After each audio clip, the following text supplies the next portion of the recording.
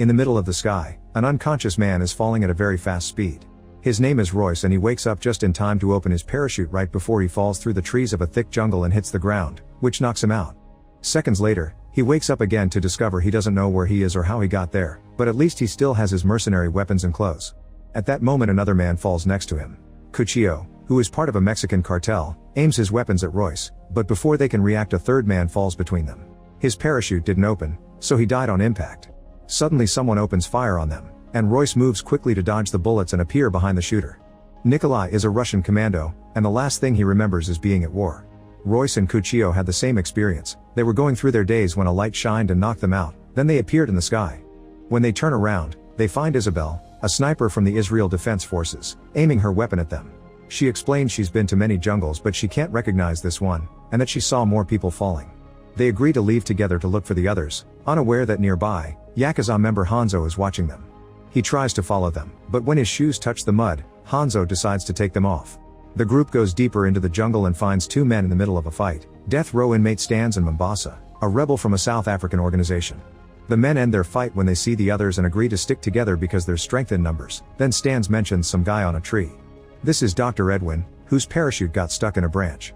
Royce rescues him by shooting the branch and making him fall into a lake. Then Edwin shares the same story as everyone else with no idea of where they are or what's going on. As the group keeps moving, Isabel has to ignore Stan's creepy and dirty comments. Eventually they find Hanzo in the mud, but he isn't stuck, he's frozen because he's found a strange totem with lots of bones underneath. Mombasa comments that some hunter must be taking trophies and that in his culture, the warrior with the best trophies gets the most respect. Nikolai thinks this is some kind of test but Isabel disagrees because not all of them are military. Cuchillo thinks it's a ransom, Stan says it's an experiment, and then suddenly they're wondering if they're dead and this is hell. Royce shuts them all up and says the reason doesn't matter, what they need is to find a way to escape. The group follows Royce and as they cross the jungle, Nikolai wants to touch a pretty flower. However Edwin stops him, explaining it's poisonous and would cause total paralysis. Nikolai is grateful and promises to protect Edwin in the future. After advancing some more, Isabel asks Royce to slow down and shows him something. She makes an improvised compass and puts it on the water, but it won't stop going in circles. In return, Royce points out that the sun hasn't moved since they arrived, so moving around will be hard. He also tells Isabel that since they're all dangerous fighters plus a doctor, his theory is that they were carefully chosen. Isabel guesses Royce used to be a soldier before he became a mercenary, but he refuses to say more. After more walking, the group comes across a cage and carefully removes the sheet that covers it, only to find it empty. It seems the cage was dropped just like them, and the blood stains indicate some kind of creature was in it. When they look up, they find a bunch of fallen cages stuck on the trees, meaning they'll be having lots of company. Then the group keeps going and suddenly Mombasa trips on a branch, accidentally triggering a trap. Soon a bunch of things are trying to kill them, a huge swinging tree trunk, a bunch of falling wood stakes, and even a huge bear trap, but they dodge them all. Isabel runs and falls into a hole, managing to survive by holding onto the edge. Royce runs to her and saves her right before she falls, then Isabel uses the scope on her weapon to find the person behind the traps, only to discover he's already dead. Judging the decomposition, Edwin mentions the guy has been dead for 2 weeks, and Nikolai checks the pockets to discover he used to be a USA Special Forces soldier. Royce realizes the traps weren't for them but for whatever killed the guy, which he believes to be much bigger than them because of the trap's position. As they start moving again, Mombasa thinks there's something among the trees but decides to ignore it. However, he isn't wrong. Someone is watching them with infrared technology and repeating anything they say.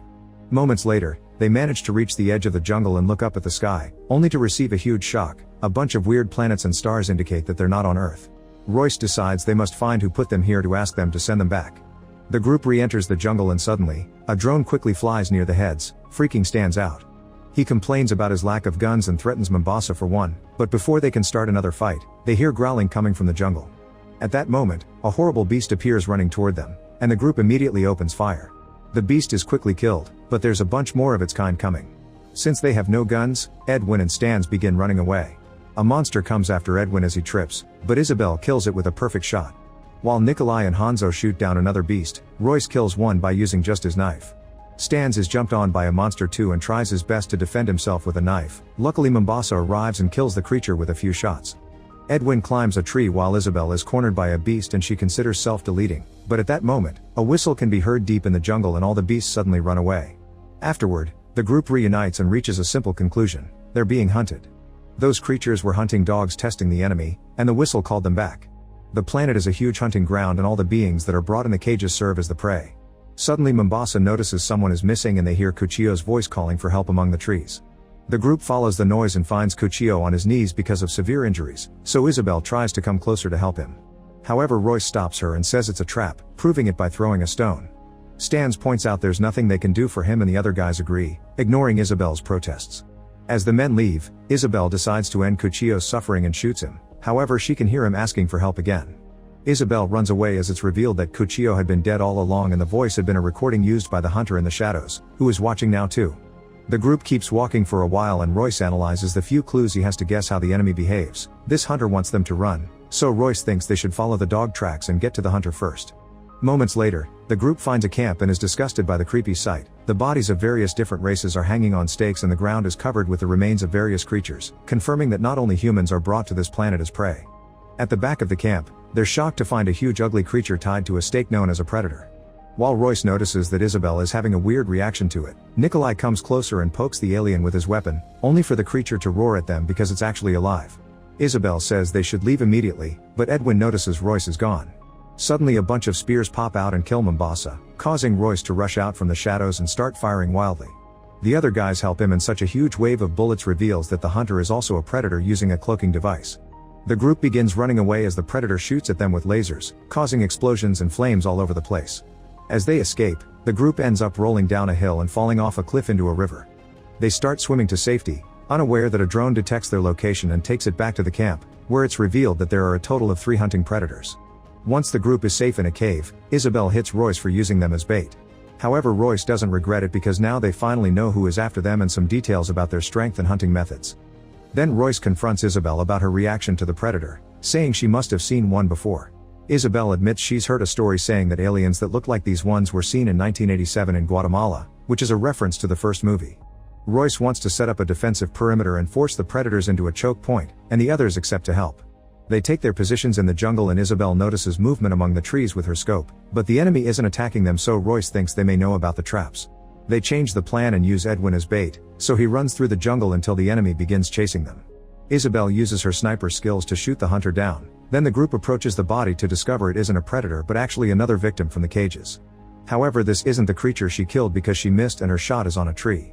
Suddenly they start hearing a voice and someone appears behind Royce using a cloaking device.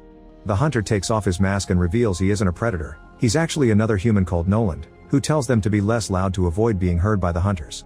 Noland has heard the group since they arrived and after pointing out a storm is coming, he brings them all back to his hideout, which is in an old broken ship.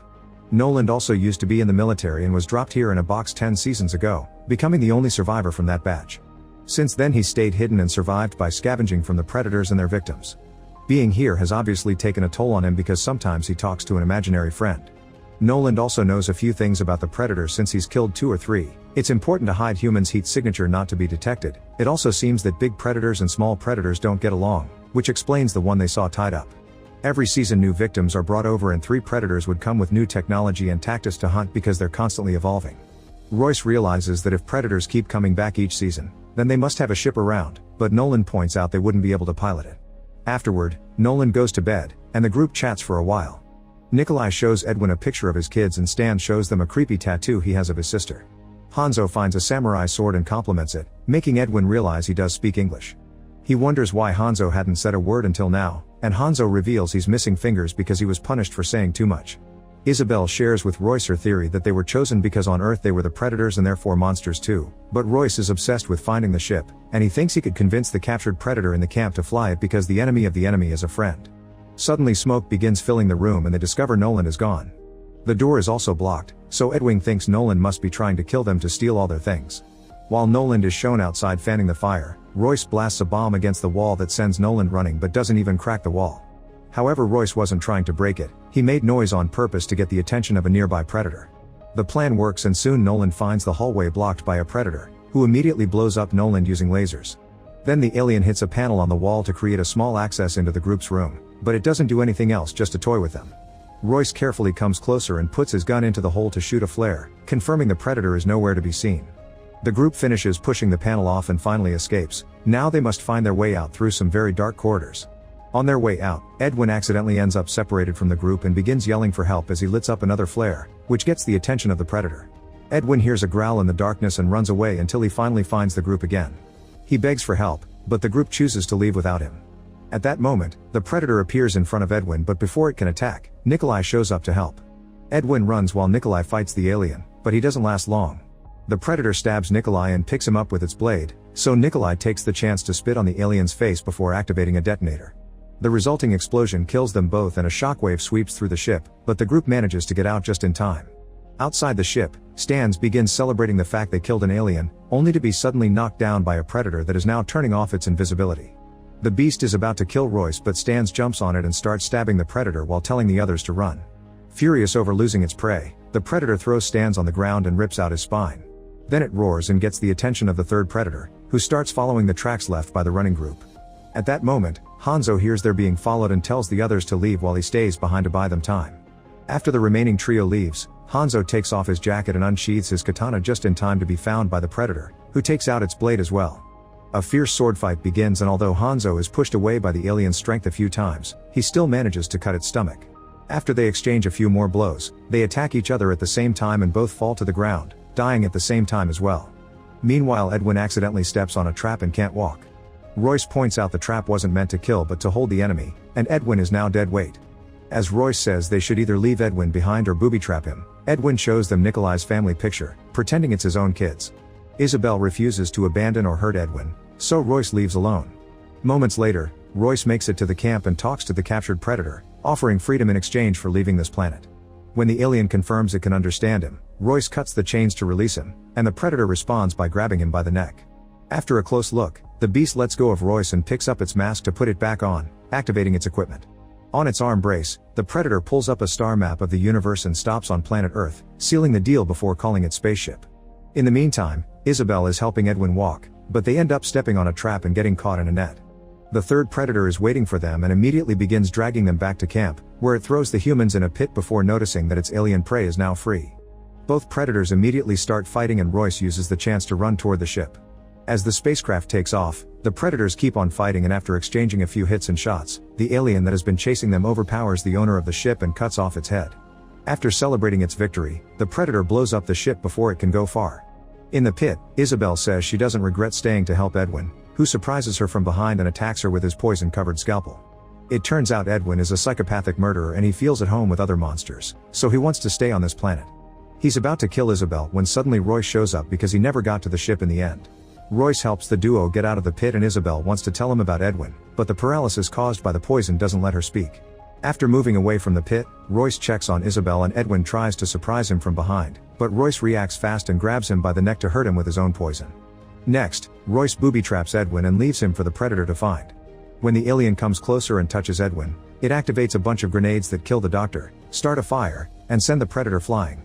Once the creature recovers, it finds Royce waiting for him, but Royce feeds the flames and hides among them to mess with the alien's infrared sensor, which is the only way it can see. Then Royce grabs an axe and begins running around, hitting the Predator and running into the flames to then repeat the process.